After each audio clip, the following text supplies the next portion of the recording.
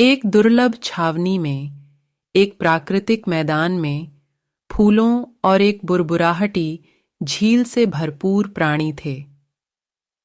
सूरज की किरणें प्राचीन पेड़ों के माध्यम से टूटकर छिद गई और एक छुपे हुए दुनिया को प्रकट कर रही थीं, जिसमें प्यारी फैरी होती थी। लीला, हरित आंखों वाली एक करिश्माई फैरी, एक कुकुरमुत्ता पर खड़ी थी, अपने साथी फैरियों को आदर्शित कर रही थी। उनकी आंखों में चमक होती थी जब उन्होंने अपनी मिशन की घोषणा की, जंगल में खुशी फैलाने के लिए।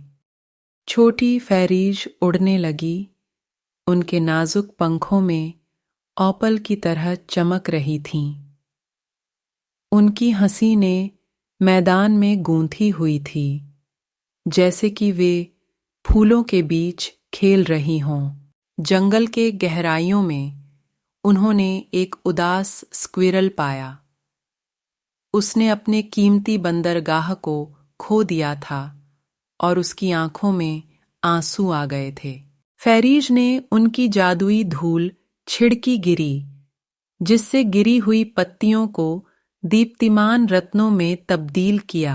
स्क्विरल का उदासी खुशी में बदल गया जब उसने पाया कि उसके कीमती बंदरगाह चमकदार रत्नों में बदल गई है। वह खुशी से नाचने लगा।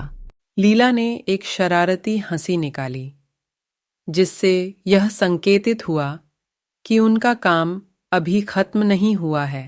फैरीज अपने साहसी साहस का आनंद लेती रहीं, भीगे हुए कणों को छोटे दीपकों में और पत्तियों को जंगली जानवरों के लिए आरामदायक बिस्तरों में बदल दिया।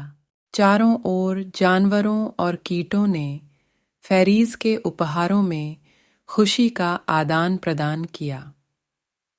मुस्कान जंगल में ज्वालामुखी की तरह फैल गई।